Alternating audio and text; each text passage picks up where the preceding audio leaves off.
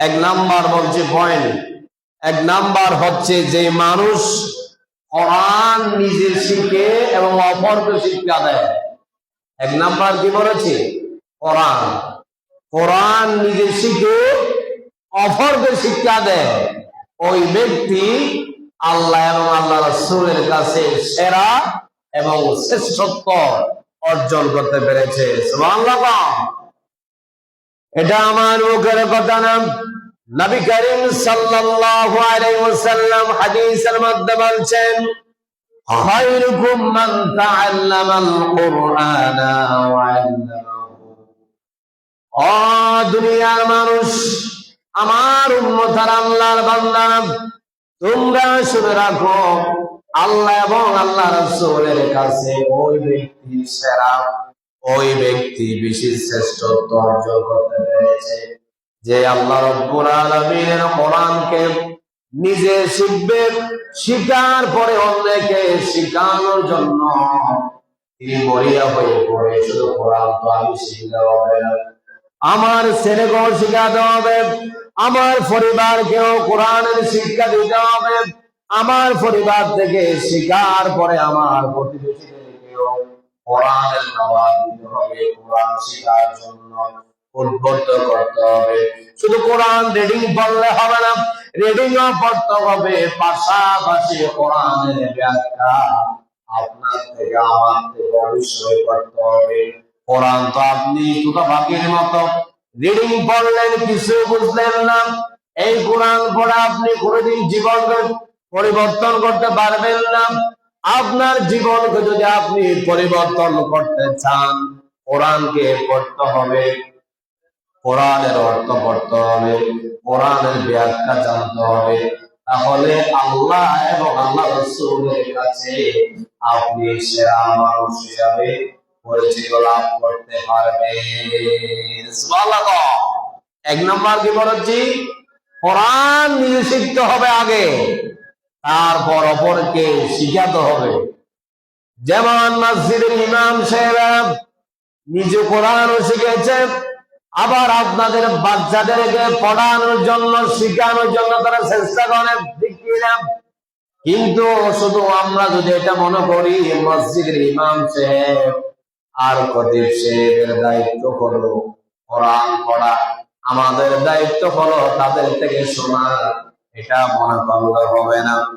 ইমাম সাহেবও পড়বে, খতিব সাহেবও পড়বে, আমিও পড়বো, আমি অন্যজনকে শিখাবো।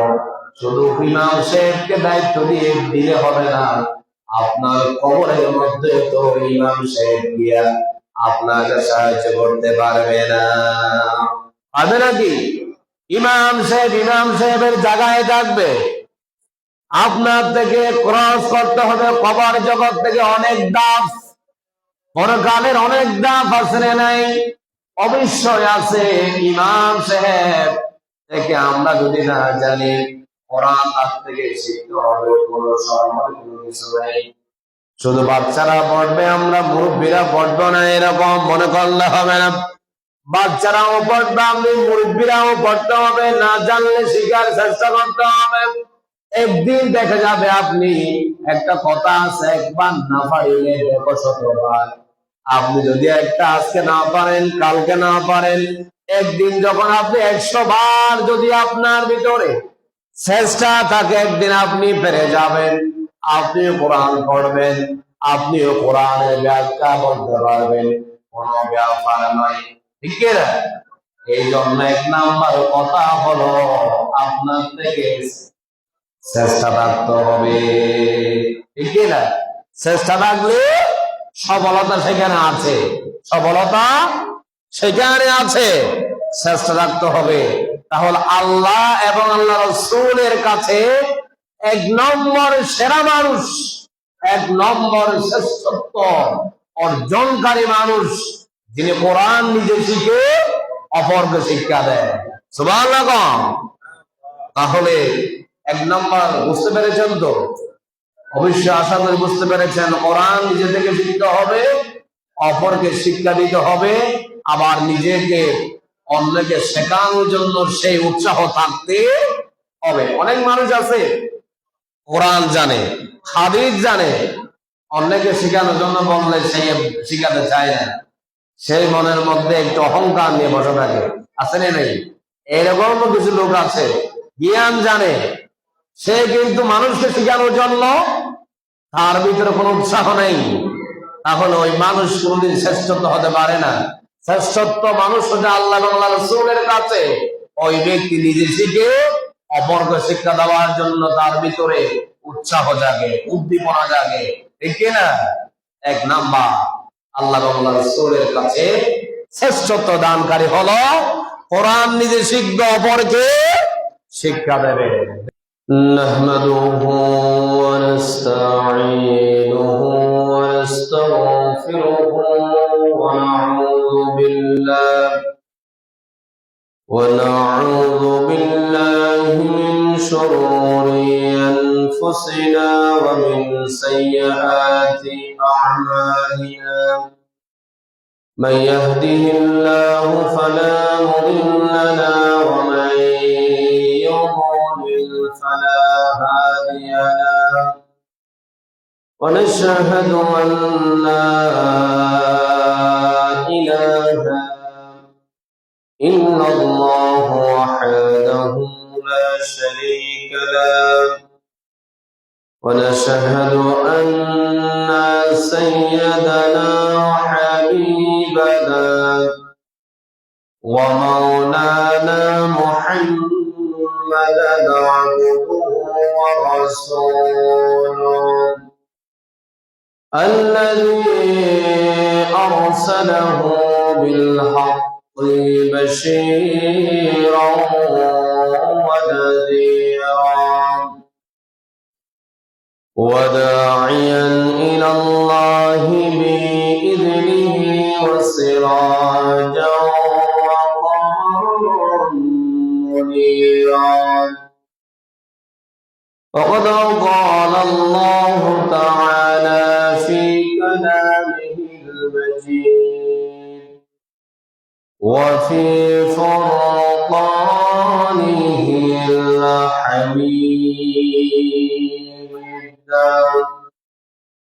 أعوذ بالله من الشيطان الرجيم بسم الله الرحمن الرحيم إن الله وملائكته يصلون على النبي يا أيها الذين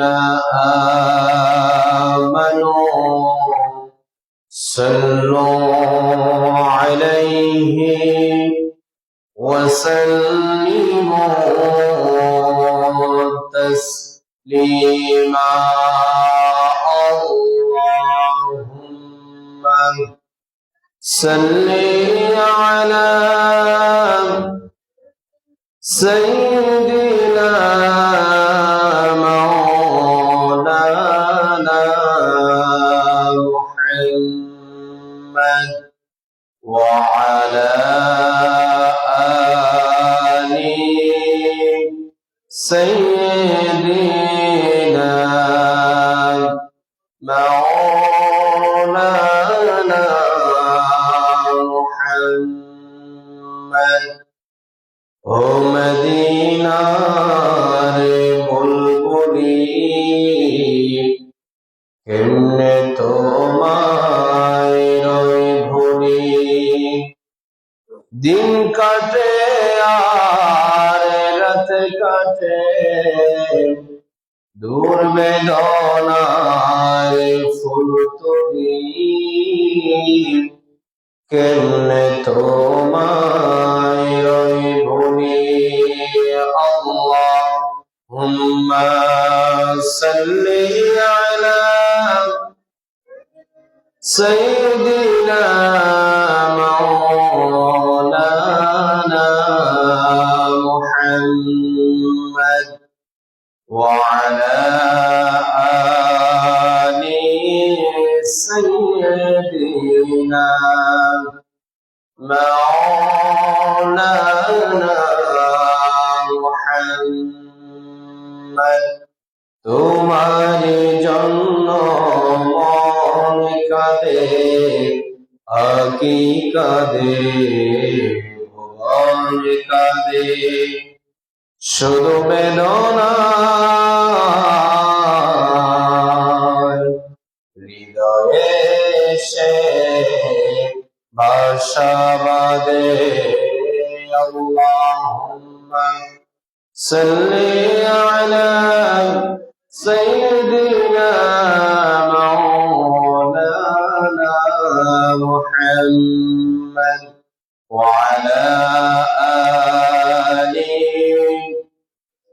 سيدنا مولانا محمد بلغ العنان بكماله كشف الدجى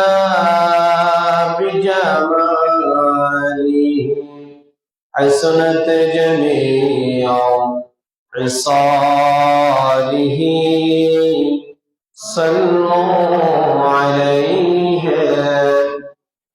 আরবের বুকে মক্কার পরে আমিনার যেতাই ঘর খুদার করুণা কৌসার হয়ে জলসে বারম্বার বলাওয়াল উলান بكماله كشف الدجى بجماله حسنت جميع خصاله صلوا عليه وآله الحمد لله ঐতিহ্যবাহী চর পার্বতী মুন্সিবাড়ির দরজা জামা মসজিদে উপস্থিত অত্র মসজিদের দায়িত্বশীল বৃন্দ আগত মুসাল্লিয়ানে কারাম সপ্তাহের শ্রেষ্ঠ দিন পবিত্র জুমার দিনে আল্লাহ পাক সুবহানাহু ওয়া তাআলা আমাদেরকে মায়া করে ভালোবেসে মহব্বত করে আজকের এই পবিত্র জুমায় সবার আগে আগে আসার আলোচনায় শামিল হওয়ার তৌফিক দান করেছেন সেই জন্য সে মুনিবের দরবার একবার অবনত চিত্তে হৃদয়ের আবেগ অনুভূতিকে উদ্ধার করে দিই সিংহের মতো গর্জন করে একবার পড়ি আলহামদুলিল্লাহ লক্ষ কোটি দরুদ সালাম পেশ করছি ওই মানবতার মুক্তির দিশে সৈয়দুল মুরসালিন খাতামুন নবিয়্যিন জনাব মুহাম্মদুর রাসূলুল্লাহ সাল্লাল্লাহু আলাইহি ওয়াসাল্লাম যাকে আজ থেকে ১৫০০ বছর আগে নবী কিংবা রাসূল হিসেবে প্রেরণ করেছেন যার পরে কোন প্রকার এই নবী কিংবা রাসূল আসে নাই এখনো নাই কিয়ামত পর্যন্ত আসবে না সম্মানিত উপস্থিতি আজকে আমাদের জুমার আলোচনার আলোচ্য বিষয় হচ্ছে 11 শ্রেণীর মানুষকে আল্লাহ ও রাসূল সাল্লাল্লাহু আলাইহি ওয়াসাল্লাম তাদেরকে শ্রেষ্ঠ মানুষ বলেছেন সুবহানাল্লাহ কয় শ্রেণীর মানুষ 11 শ্রেণীর মানুষকে সেরা বলেছেন শ্রেষ্ঠ বলেছেন এরা কারা জানার দরকার আছে নাই? আমরা যেখানে বসবাস করি, যে দেশে বসবাস করি, অসংখ্য মানুষ আছে, ঠিক কিনা? মুসলমানও আছে, হিন্দু, বৌদ্ধ, খ্রিস্টান, অসংখ্য জাতির মানুষ আছে। তন্মধ্যে একটা জাতির নাম হচ্ছে মুসলমান। জাতির নাম কি? মুসলমান।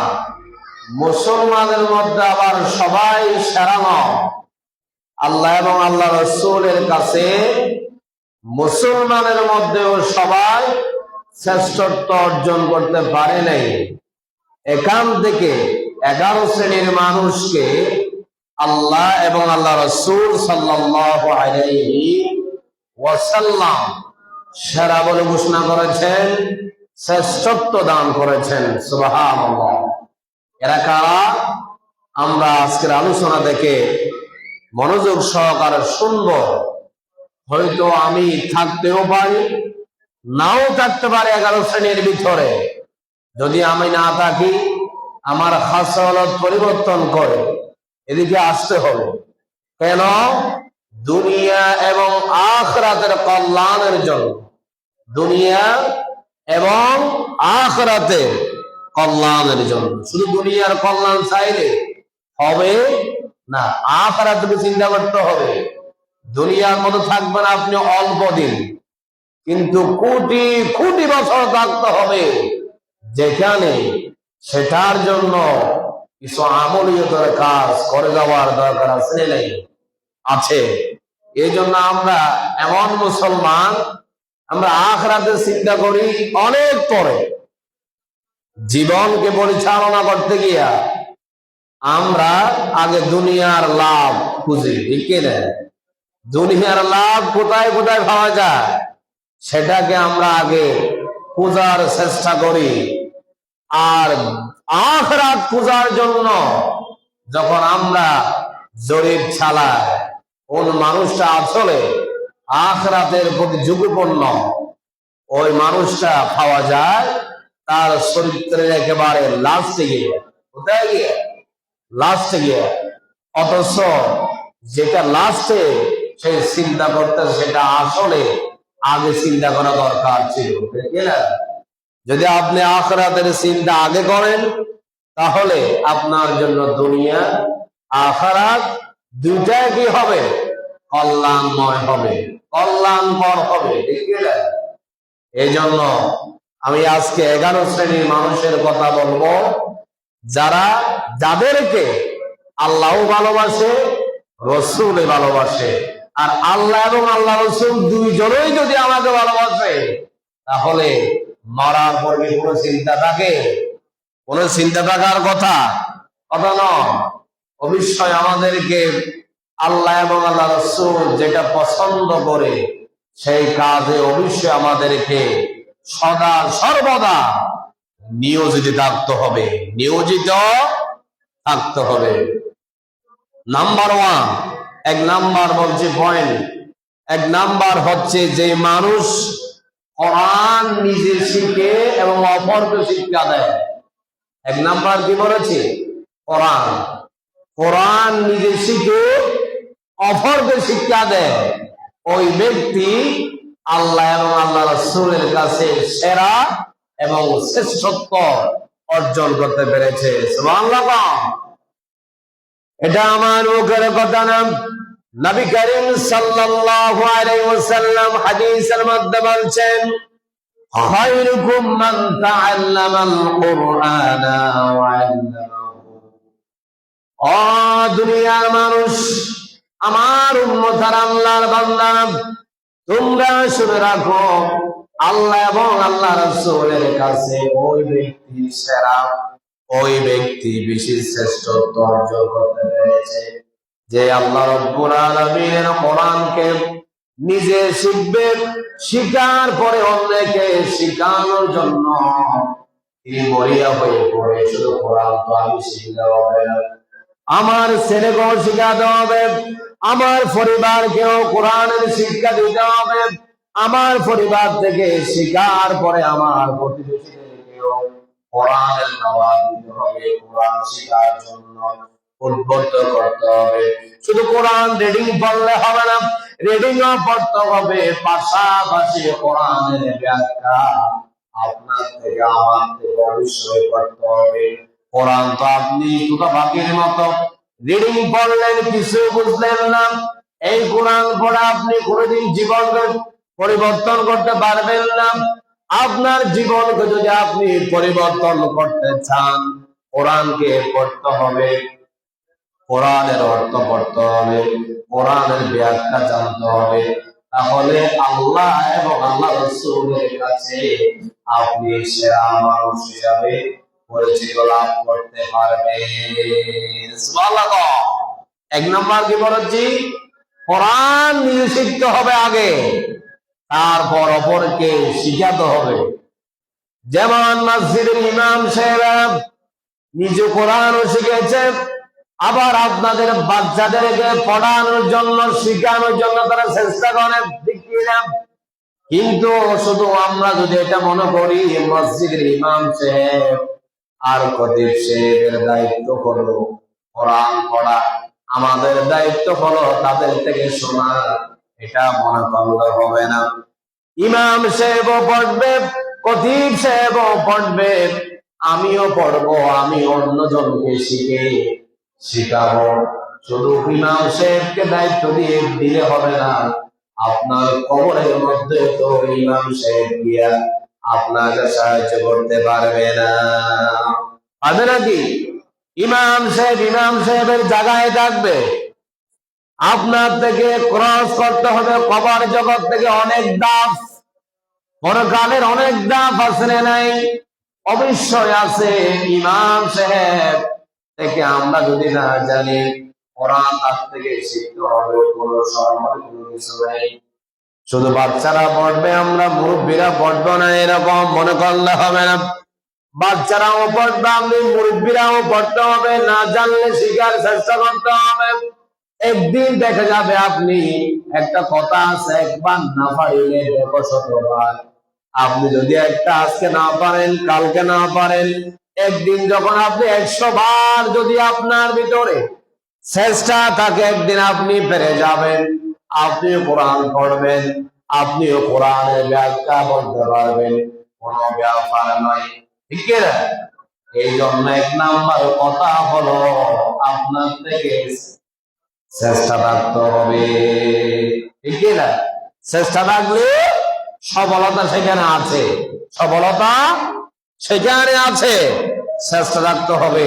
তাহলে আল্লাহ এবং আল্লাহ রাসূলের কাছে 1 নম্বর সেরা মানুষ, 1 নম্বর শ্রেষ্ঠত্ব অর্জনকারী মানুষ, যিনি কোরআন নিজে শিখে অপরকে শিক্ষা দেয়। সুবহানাল্লাহ। তাহলে 1 নম্বর বুঝতে পেরেছেন তো? অবশ্যই আশা করি বুঝতে পেরেছেন। কোরআন নিজে থেকে শিখতে হবে, অপরকে শিক্ষা দিতে হবে, আবার নিজেকে অন্যকে শেখানোর জন্য সেই উৎসাহ থাকতে হবে। অনেক মানুষ আছে কোরআন জানে, হাদিস জানে, অন্যকে শেখানোর জন্য বললে সে শিখাতে চায় না, সেই মনের মধ্যে একটু অহংকার নিয়ে বসে থাকে, আছে না নাই? এরকম কিছু লোক আছে, জ্ঞান জানে, সে কিন্তু মানুষকে শেখানোর জন্য তার ভিতরে কোনো উৎসাহ নেই, তাহলে ওই মানুষ কোনদিন শ্রেষ্ঠত্ব হতে পারে না। শ্রেষ্ঠত্ব মানুষ হচ্ছে আল্লাহ এবং আল্লাহ রাসূলের কাছে ওই ব্যক্তি নিজে শিখে অপরকে শিক্ষা দেওয়ার জন্য তার ভিতরে উৎসাহ জাগে, উদ্দীপনা জাগে, ঠিক না? 1 নাম্বার আল্লাহ এবং আল্লাহ রাসূলের কাছে শ্রেষ্ঠত্ব দানকারী হলো কোরআন নিজে শিখবে, অপরকে শিক্ষা দেবে। 2 নাম্বার, যাদের আখলাক, যাদের ব্যবহার, যাদের আচরণ অনেক সুন্দর, যাদের ব্যবহার, যাদের আচরণ, যাদের আখলাক, আখলাক মানে কি? পবিত্র, মানে কলবকে কি করা? আখলাক, পবিত্র। রাসূল ইসলাম এই ব্যাপারে একটা হাদিসে বলেছেন, আহাব্বু ইবাদিল্লাহি ইল্লাল্লাহ আহসানুহুম আখলাকা। নবী কারীম সাল্লাল্লাহু আলাইহি ওয়াসাল্লাম বলেন, আল্লাহর বান্দাদের মধ্যে সবচেয়ে প্রিয় বান্দা হলেন ওই সকল বান্দা যাদের আখলাক আচরণ ব্যবহার সুন্দর, এইরকম সমাজের মানুষ আপনি যদি তালাশ করেন, অনেকের মধ্যে একজন পেতেও কষ্ট হয়ে যায়। আখলাক আচরণ ব্যবহার, অনেকের ব্যবহারের মধ্যে সমস্যা আছে। মানুষ কিন্তু সুন্দর, মুখের বাসা দিয়ে দুর্গন্ধ বের হয়, আসলে নেই? এমন মানুষে আছে দেখতে কত হাজী সাহেবের মতো মনে হয়, যখন আপনি কথা বলতে যাবেন কাটাকাটি হয়ে যায় কথা। তার ভিতরে যখন আসল পরিচয়টা পাওয়া যায়, মুখ দিয়ে একবার শ্রাব্য ভাষা বের হয়। এইরকম সমাজে মানুষ আছে না নাই? আছে। এই জন্য বলছে আল্লাহ এবং আল্লাহ রসুলের কাছে দুনিয়ার মধ্যে সেরা মানুষ হলো যাদের আখলাক আচার আচরণ সুন্দর। ওই মানুষটা হলো আল্লাহ এবং আল্লাহ রসুলের কাছে সেরা মানুষ। যাদের আখলাক, যাদের আচরণ ব্যবহার সুন্দর, তারা হচ্ছে আল্লাহ এবং আল্লাহ রসুলের কাছে সেরা মানুষ। দুনিয়ার মধ্যে একজন সেরা মানুষ হিসাবে যিনি দলিল পেয়েছে, কোরআনে কারীমের মধ্যে একবার আল্লাহ পাক দলিল বানিয়ে দিয়েছে, তিনি হচ্ছে আমার আপনার নবী মুহাম্মদুর রাসূলুল্লাহ সাল্লাল্লাহু আলাইহি ওয়াসাল্লাম। অনেক কাফেররা আমার আপনার নবীকে অনেক কষ্ট দিত, অনেক লাঞ্ছনা করত, অপদস্থ করত। আমার নবী মুখ দিয়া কোনদিন খারাপ ভাষা বের হতো না। আমার আপনার নবীর ভাষা ছিল নম্র ভদ্র। আমার আল্লাহ বলছেন, ও নবী, কাফেরদেরকে তোমাকে গালিগালাজ করে ইসলামের দিকে আনা লাগবে না। তাদেরকে অস্ত্র দিয়া মেরে মেরে তাদেরকে কালিমা দাওয়াত দিতে হবে না। তোমার মিষ্টি ভাষায় তাদেরকে কালিমার দাওয়াত দেবা, আর কাফেররা তোমার ভাষায় মুগ্ধ হয়ে ইসলামের মধ্যে প্রবেশ করে নিবে। সুবহানাল্লাহ। এই জন্য কোরআনে কারীমের সূরা কলমের 4 নম্বর আয়াতে আল্লাহ পাক বলছে, ওয়া ইন্নাকা লাআলা খুলুকিন আযীম। আমার নবীকে আল্লাহ পাক সার্টিফিকেট দিয়েছে উত্তম চরিত্রের অধিকারী। সুবহানাল্লাহ। আপনার কথা আমার কথা কোরআনে আছে নেই, কিন্তু একটা মানুষের কথা আল্লাহ পাক কোরআনে কারীমের মধ্যে লিপিবদ্ধ করে দিয়েছেন। সেই মানুষটা হচ্ছে আমার আপনার নবী মুহাম্মদ সাল্লাল্লাহু আলাইহি ওয়াসাল্লাম। তার মতো আমাদের আচার আচরণ হতে হবে, ঠিক না? আমাদের তো মাথা একেবারে হঠাৎ গরম হয়ে যায়। এরকম মানুষ আছে না নাই? কথা বলতে দেরি 2 সেকেন্ডে একেবারে তার অবস্থা খারাপ হয়ে যায়। এই জন্য রাগকে কন্ট্রোল করতে হবে। রাগ কি করতে হবে? কন্ট্রোল করতে হবে। হাদিসের মধ্যে আসছে, যদি আপনার বেশি রাগ উঠে যায়, আপনি ধারাম থেকে বসে যান, তারপরে যদি আপনার রাগকে কন্ট্রোল করতে না পারেন, আপনি মাটির মধ্যে শুয়ে পড়েন, আল্লাহ পাক আপনার উপর রহম করবে, আপনার রাগ আস্তে আস্তে কমিয়ে দেবে। সুবহানাল্লাহ। এগুলাকে আমরা করি। আপনি যদি বলেন বসেন, বলবেন যে না বসবো না, লাঠি নিয়ে আরো আঘাত করার জন্য সামনে চলে যায়, আছে আছে। এই জন্য উত্তম চরিত্র অধিকারী হতে হবে আমার আপনার নবী মুহাম্মদ সাল্লাল্লাহু আলাইহি ওয়াসাল্লাম। একটা কথা আছে, একটা মানুষকে যদি আপনি 100টা বেতের আঘাত করেন, যেভাবে ব্যথা না পায় তার চেয়ে বেশি ব্যথা পায় কথার আঘাতে। কথার আঘাত, কতর আঘাত, বড় মারাত্মক আঘাত। মেরেছেন 2 দিন বাদ ভালো হয়ে গেছে, কিন্তু আপনি একটা যদি ইনকারমূলক, হিংসাত্মক মূলক, অহংকার মূলক কোন একটা কথা বলেন, ওই ব্যক্তি সেটা তার অন্তর থেকে মুছে যায় না। এই জন্য আগে আমাদেরকে ব্যবহার আচার আচরণে সতর্ক হওয়া লাগবে। যদি আপনার আচার আচরণ আখলাক ভালো হয়, তাহলে আল্লাহ পাক বলছে আমার কাছে এবং আমার বন্ধুর কাছে দুনিয়ার মধ্যে তারা সেরা মানুষ, তারা শ্রেষ্ঠ মানুষ। সুবহানাল্লাহ। তাহলে 2 নাম্বার পয়েন্ট বলেছি, যাদের আচার আচরণ কি হয়? ভালো হয়, সুন্দর হয়, তারা আল্লাহ আল্লাহ রাসূলের কাছে কি সেরা মানুষ। আমরা কি হতে পেরেছি কিনা এই আলোচনা থেকে নিজেকে নিজে পরীক্ষা করবেন, আমার ভিতরে কোনো সমস্যা আছে কিনা। এই গুণগুলা যদি না থাকে, এগুলার অধিকারী হতে হবে। আর না হলে দুনিয়ার জীবন আপনার সম্পূর্ণ বৃথা হয়ে যাবে। কি হয়ে যাবে? বৃথা হয়ে যাবে। তিন নাম্বার চরিত্রের কথা বলেছেন। সেরা মানুষ কারা? বুখারী বর্ণিত হাদিস। রাসূলুল্লাহ সাল্লাল্লাহু আলাইহি সাল্লাম বলছেন, আহসানুকুম আহসানুকুম। আল্লাহু আকবার।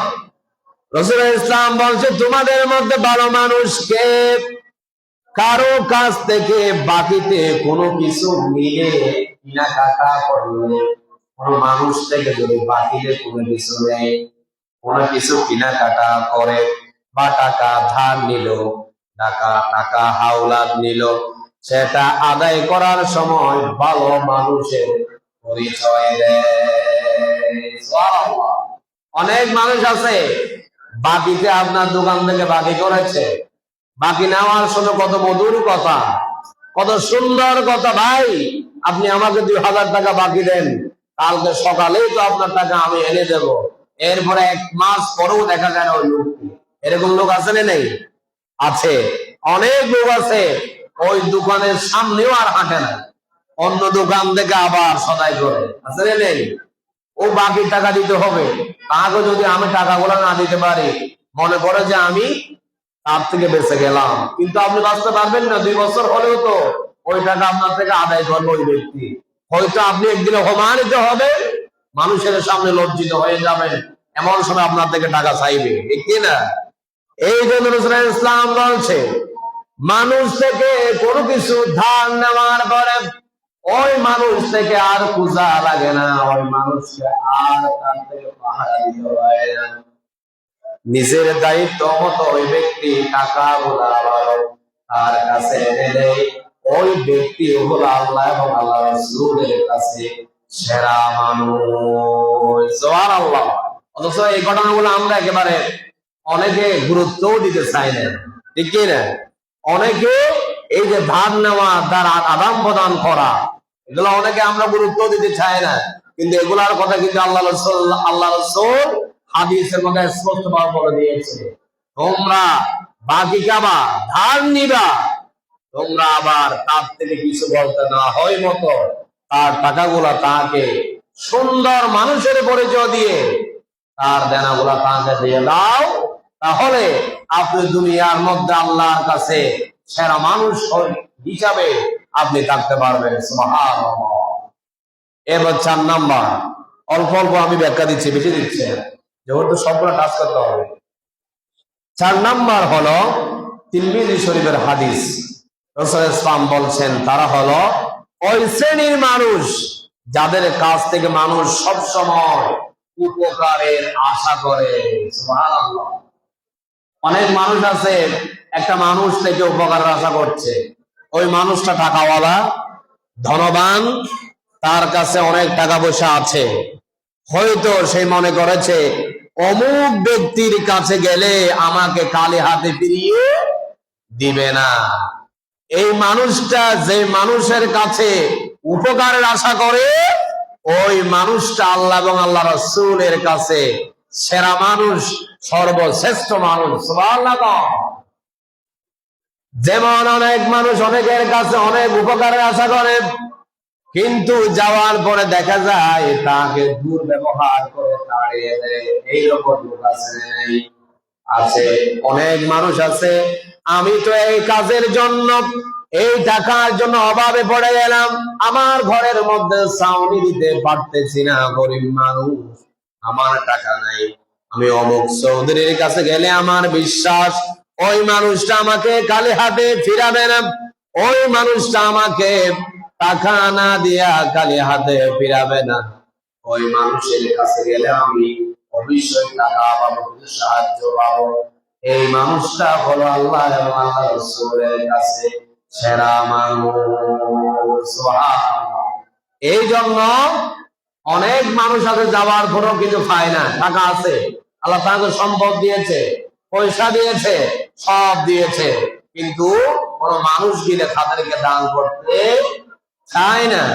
যদি কোনো মানুষের ধারণা যদি ভালো হয়, ওই মানুষটা আসলে ভালো, আমি গেলে আমাকে কোনোদিন কালে হাতে ফিরিয়ে দেয় না, ওই ব্যক্তি সেরা মানুষ। সুবহানাল্লাহ। কোন ব্যক্তি? যিনি পাবে তিনি না, যিনি দিবে তিনি সেরা মানুষ, যিনি দিবে তিনি সেরা মানুষ। এরপরে 5 নাম্বার হল আল্লাহ এবং আল্লাহ রাসূলের কাছে সেরা মানুষ কারা দুনিয়ার মধ্যে? 5 নাম্বার হলো ইবনে হিব্বানে বর্ণিত হয়েছে, রাসূলুল্লাহ ইসলাম বলছেন খায়রুকুম খায়রুকুম লিআহলি ওয়া আনা খায়রুকুম লিআহলি। রাসূলুল্লাহ ইসলাম বলেন যারা বিবাহী তোমাদের মধ্যে সবচাইতে ভালো মানুষ হলো পুরুষেরা স্ত্রীর কাছে ভালো মানুষ, স্ত্রীরা পুরুষের কাছে ভালো মানুষ। ওই মানুষটা হলো আল্লাহ এবং আল্লাহ রাসূলের কাছে সেরা মানুষ। সুবহানাল্লাহ। স্বামী স্ত্রীর কাছে ভালো মানুষ। স্বামীকে কাছ থেকে দেখে স্ত্রী, বাহির লোককে দেখে। অনেক মানুষ আছে দেখা যায় অনেক ভালো, বাহিরে আসলে তার আসল পরিচয় পাওয়া যায় না। বাহিরে কথাবার্তা বললে একেবারে ফেরেশতাদের মতো পাওয়া যায়, কিন্তু বাসায় গেলে তার যে কি কি চরিত্র আছে সবগুলো ফুটে উঠে স্ত্রীর সাথে দুর্ব্যবহার করে। আছে নেই? আছে। যদি কোনো স্ত্রী বলে আমার স্বামী ভালো মানুষ, ওই স্বামী আসলে ভালো মানুষ। সুবহানাল্লাহ। স্ত্রী থেকে আগে জিজ্ঞেস করার জন্য বলছে ওই আসলে লোকটা কি ভালো মানুষ। আর স্বামীর সার্টিফিকেট দেবে স্ত্রী, আর স্ত্রীর সার্টিফিকেট দেবে কে? স্বামী। এখানে বাহিরের লোকের কোনো কাজ নেই। আপনি যদি স্ত্রীর কাছে ভালো হতে পারেন, স্ত্রী যদি স্বামীর কাছে ভালো হতে পারে, সেই ব্যক্তি আল্লাহ এবং আল্লাহ রাসূলের কাছে কি সেরা মানুষ। সুবহানাল্লাহ। এই জন্য আমাদেরকে অনেক ভাই আছে একাধিক বিবাহ করে, এক স্ত্রীকে সুন্দর করে ভালো করে দেখে অন্য স্ত্রী আর কোনো খোঁজ খবরে নেয় না, হয়তো দুই মুঠো বাদ দেয়, কিন্তু তার সাথে আর কোনো সৌজন্যমূলক আচরণ করে না। এরকম ব্যক্তি আছে না নেই? যারা ডবল বিবাহ করে।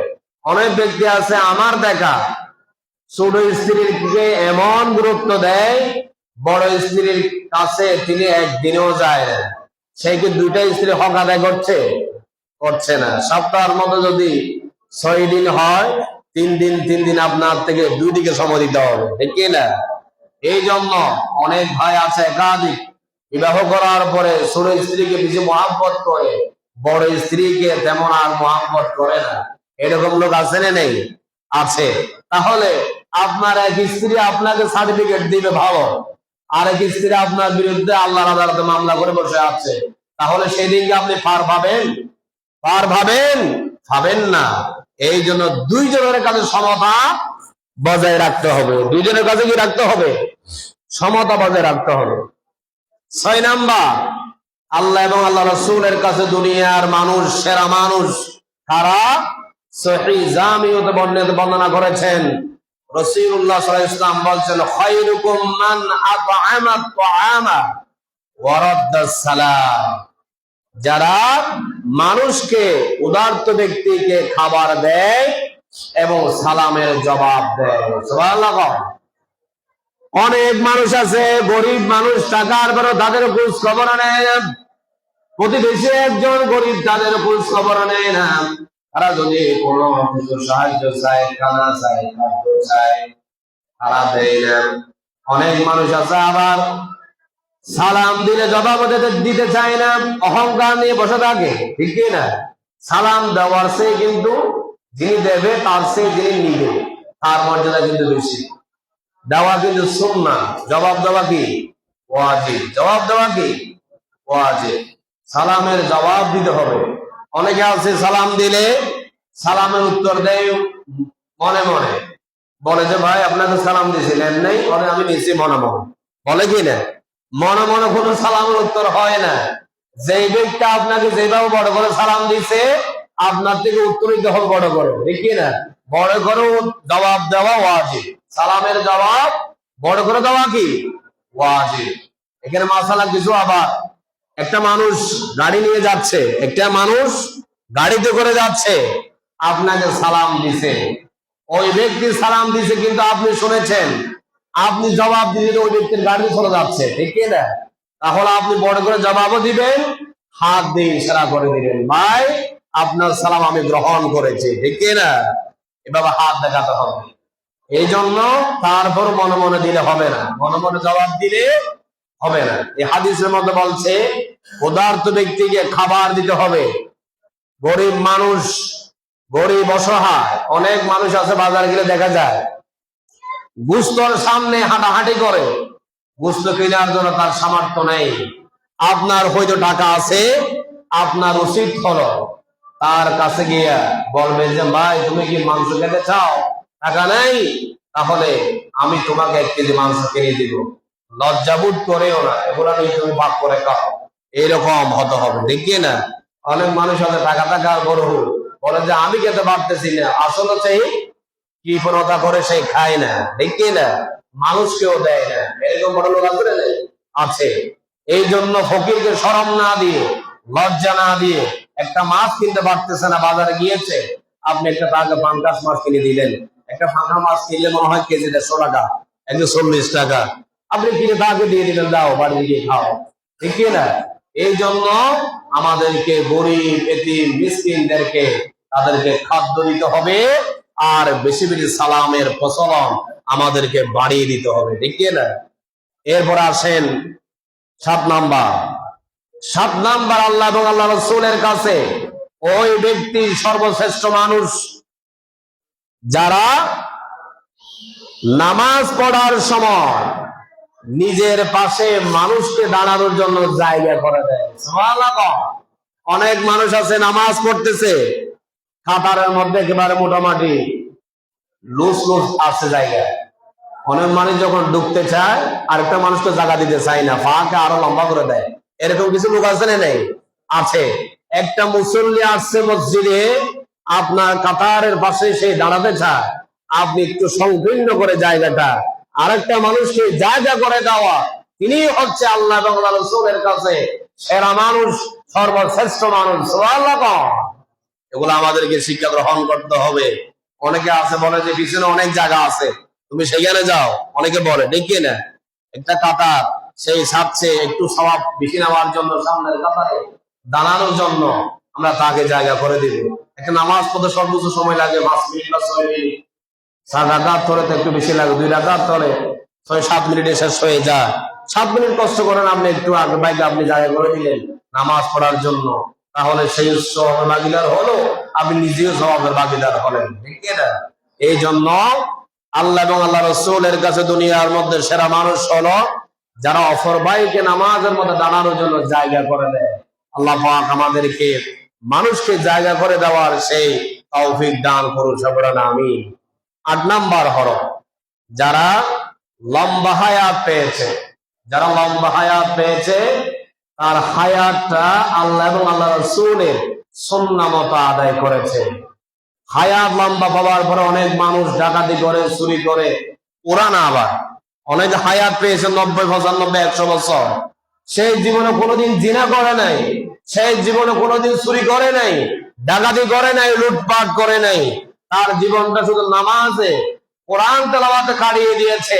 ওই ব্যক্তি হচ্ছে আল্লাহ এবং আল্লাহ রাসূলের কাছে সেরা মানুষ। সুবহানাল্লাহ। এই জন্য হায়াত লম্বা পাওয়া, আমরা অনেকে বলি হায়াত লম্বা পেয়েছে, ওই ব্যক্তি মনে হয় আল্লাহর নেককার বান্দা। অনেকে বলে কিনা, আপনি হায়াতের দিকে লক্ষ্য করবেন না, তার জীবন পরিচালনার ক্ষেত্রে আমাদেরকে লক্ষ্য করতে হবে মানুষরা আসলে তার জীবনটা কিভাবে কাটিয়েছে, কোরআন হাদিস মতো কাটিয়েছে কিনা, সেটা হচ্ছে মেইন কথা। লম্বা হায়াত পাওয়া এটা মেইন কথা না, লম্বা হায়াত পেয়ে আসলে সে তার জীবনটা কোরআন হাদিস মতো পরিচালনা করছে কিনা, ওই মানুষ হচ্ছে সেরা মানুষ, আল্লাহ এবং আল্লাহ রাসূলের কাছে শ্রেষ্ঠ মানুষ। সুবহানাল্লাহ। 9 নাম্বার, যারা সব সময় মানুষের উপকার করে। প্রথমে বলেছি উপকারের আশায় তার কাছে যায়, আর এই মানুষ 9 নাম্বার হলো সবসময় মানুষের উপকার করে, দান সদকা করে, মানুষ থেকে খোঁজা লাগে না, ডেকে এনে তাকে টাকা দিয়ে দেয়, পয়সা দিয়ে দেয়, খাবার দিয়ে দেয়, তুমি ওইটা করে ফেলো, তুমি আমার টাকাগুলো নিয়ে একটা রিক্সা কিনে তোমার জীবিকা নির্বাহ করো, এরা হচ্ছে সেরা মানুষ আল্লাহ এবং আল্লাহ রাসূলের কাছে। সুবহানাল্লাহ। যারা মানুষকে বেশি দান করে, এগুলো সবাই কিন্তু পারে না। অনেক আছে দান করে মনের মধ্যে হিংসা নিয়ে, তাও হবে না। আপনার থেকে দান করতে হবে এমন ভাবে, একেবারে খালেস নিয়তে, এই টাকা আমার না, মনে করতে হবে এই টাকা এই গরিবের হক, আমার কাছে ঢুকে আছে।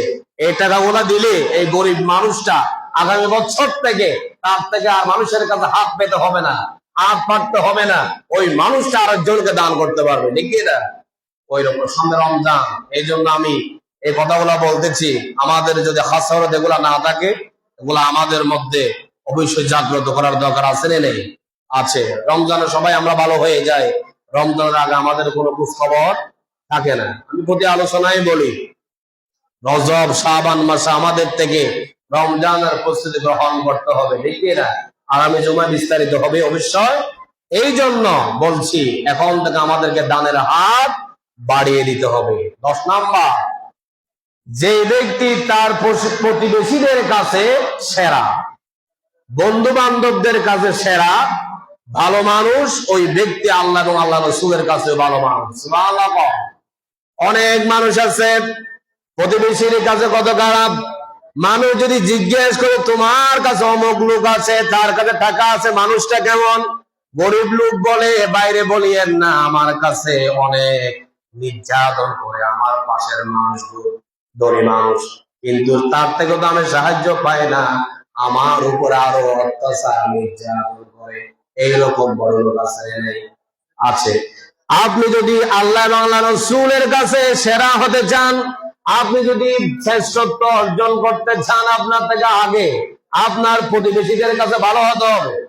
প্রতিবেশীরা যদি সার্টিফিকেট দেয় আপনি অসংখ্য ভালো মানুষ, গরিব মানুষ যদি আপনাকে কষ্ট দেয়, তারপর আপনি সেটাকে কষ্ট মনে করেন না, নিচের দিকে তাকে তাদেরকে ক্ষমা করে দেন। এটাই হলো বড় লোকের পরিচয়, ঠিক না? অনেক বড় লোক আছে ছোটখাটো বিষয় নিয়ে তো গরিবদের উপরে নির্যাতন করে, আছে না নেই? আছে। এই জন্য ওই ব্যক্তি সেরা মানুষ, যেই ব্যক্তি প্রতিবেশীদের কাছে সেরা মানুষ, ওই ব্যক্তি আল্লাহ এবং আল্লাহ রাসূলের কাছেও সেরা মানুষ। 11 নম্বর পয়েন্ট হচ্ছে, 11 নম্বর, আল্লাহ এবং আল্লাহ রাসূলের কাছে ওই ব্যক্তি ভালো মানুষ যার অন্তরটা পরিচ্ছন্ন, যার কলব, অন্তর, অন্তর মানে হচ্ছে কলব, অন্তর মানে কি? কলব, কলবটা পরিচ্ছন্ন, ওই ব্যক্তি হচ্ছে আল্লাহ এবং আল্লাহ রাসূলের কাছেও কি? পরিচ্ছন্ন, ভালো মানুষ। আমাদের অন্তরে অনেকে আছে, অন্তর থাকে একটা, হাতে করা আরেকটা, আছে না নেই? আপনার অন্তরে এবং হাতে কাজ কর্মে সবগুলো এক কথা, অন্তরে জপবেন একটা, হাতে করবেন আরেকটা, যাতে ওইরকম না হয়। এই জন্য অন্তর হচ্ছে এটা এমন একটা জিনিস, এই জিনিসটা যেদিকে যায় আপনার ওইটাও সেদিকে যাবে। আপনি ইবাদত করতেছেন, এখানে আপনার নিয়ত আছে আপনি নামাজ পড়ছেন মানুষকে দেখানোর জন্য, এই নামাজ হবে না, এই নামাজ হবে না। আসলে আপনি মসজিদে আসছেন আল্লাহ এবং আল্লাহ রাসূলকে ভয় করে, তাহলে আপনার নামাজ আল্লাহ কবুল করে নেবে। যদি অন্তরের খবর জানে কিন্তু কোনো মানুষ জানে না, অন্তরের খবর জাননেওয়ালা হচ্ছে আমার আল্লাহ। যদি বলেন না সুবহানাল্লাহ। এই জন্য অন্তরকে আগে পরিশুদ্ধ করতে হবে, পরিচ্ছন্ন করতে হবে। অন্তরে যদি গন্ডগোল থাকে কিছু হবে না, সব বৃথা, সব কি ব্যর্থ হবে। এই জন্য অন্তরকে পরিশুদ্ধ করতে হবে। আর 5টি কারণে অন্তরের পবিত্রতা নষ্ট হয়। আমি এটা একটু দ্রুত বলে দিয়ে শেষ করে দেব। 1 নাম্বার হলো পাপ কাজ করলে অন্তর নষ্ট হয়ে যায়, গুমরা হয়ে যায়। কি কাজ করলে? পাপ কাজ কত প্রকার, কি কি সেটা আপনারা জানেন, ব্যাখ্যা দেওয়ার দরকার নেই। পাপ কাজ করলে মানুষের অন্তর কি হয়ে যায়? নষ্ট হয়ে যায়। এই জন্য হাদিসের মধ্যে এবং কোরআনে কারীমের মধ্যে আসছে, একটা বান্দা যখন একটা গুনাহ করে তার অন্তরের মধ্যে একটা দাগ লেগে যায়। কি লেগে যায়?